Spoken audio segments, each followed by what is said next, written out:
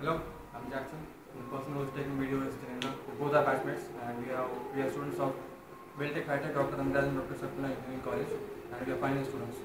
We have done our project in networking domain, and our project title is Traffic Management Between Routers Using Gateway Load Balancing Protocol. And we'll see the video next.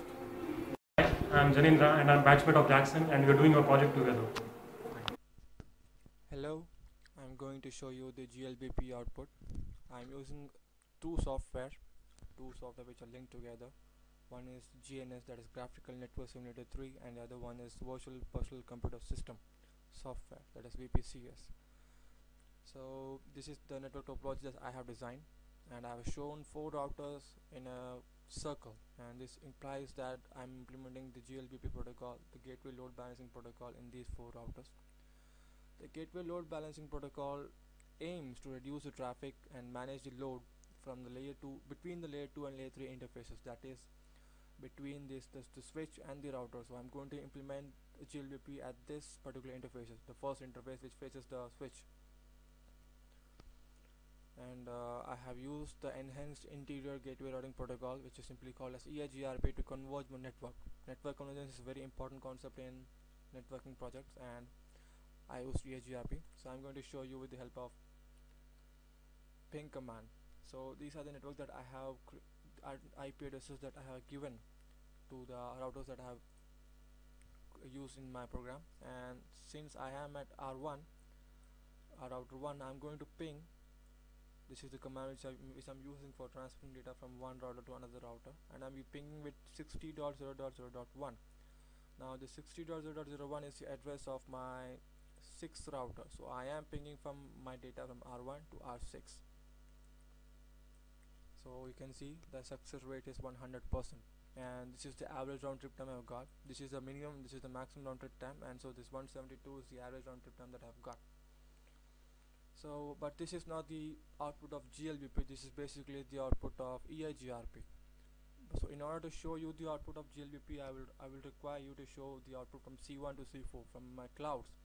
Inside of network doesn't count, the output from my clouds will count. So I'm now going to transmit my data from C1 to C4, and for that I need VPCS. I have already defined my IP addresses for my clouds.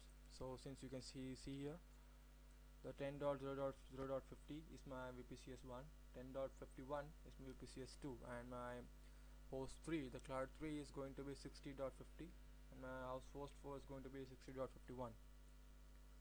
So I have already transmitted my data. As you can see, I am in the first system, that is which has the address of 10.0.0.50, and I am pinging to 68, that is 60.0.0.51, that is from C1 to C4, and I have got some random values of time here.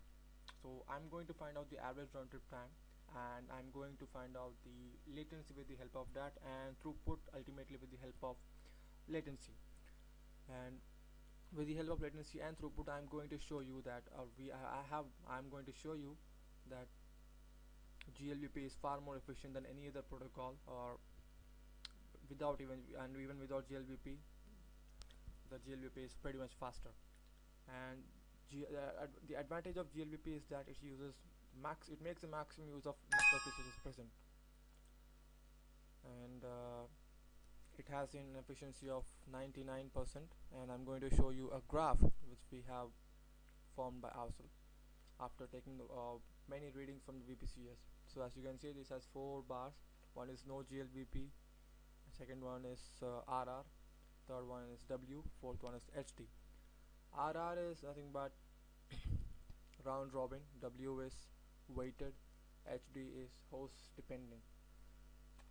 These 3 are nothing but load balancing mechanism present in the Glbp protocol itself, and so we have created the graph based on values from VPCS for different load balancing mechanism, and finally we can conclude that round robin is the best, is the most efficient load balancing mechanism which is present in the Glbp. So I have implemented Glbp in R1, R2, R3, R4. The Glbp can be implemented only at 4 routers at the one point of time, but there can be many other GLP groups which can be formed in a group of 4 in networks, in a wide network, in a very big network. So that's all about GLBP and its output. I hope to upload a bigger video in the future. Thanks for your time. Thanks for watching. Thank you.